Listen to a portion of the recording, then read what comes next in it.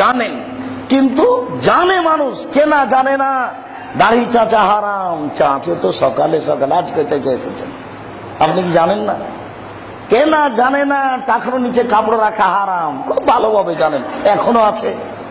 কেনা জানে না সুদ ঘুষ হারাম, দিন রাত খায়, জেনেও খাই। কেনা জানে না দোকান পাটে গিয়ে আড্ডা মারা হারাম, না যায় নোংরামি, দিন রাত ঠিকই আছে। কোন নারী জানে না যে এইভাবে মাথায় কাপড় ফেলে হাটে বাজারে ঘোরা এটা ঠিক নয়, ঈমান নেই ওর, ওই নারীর ঈমান নেই। নিশ্চিত বিশ্বাস করুন তার অন্তর খারাপ, তার মন খারাপ। নিশ্চয় বিশ্বাস করুন তার ঈমান নেই, তার মন খারাপ, তার অন্তর খারাপ। নিশ্চয় ও ভালো নারী নয়। ভালো নারী কাকে বলে, ঈমানদার কাকে বলে? ঈমানদার কাকে বলে? আপনি নিয়ে গেছেন আপনার স্ত্রীকে মেডিকেলে, যাওয়ার সময় রিক্সা থেকে নামছিল, রিক্সাতে উঠছিল, আর একজনের গায়ে লেগে গেছে, তখন ছি ছি খান বারবার বললাম যে তুমি আমাকে নিয়ে যায় না, ওই পুরুষের সাথে আমার গাও ধাক্কা লাগলো, আমাকে খুব খারাপ লাগে, এটা আমার খারাপ। বলেন তো এভাবে বলছে কেন আপনার স্ত্রী? এটা তার ঈমান।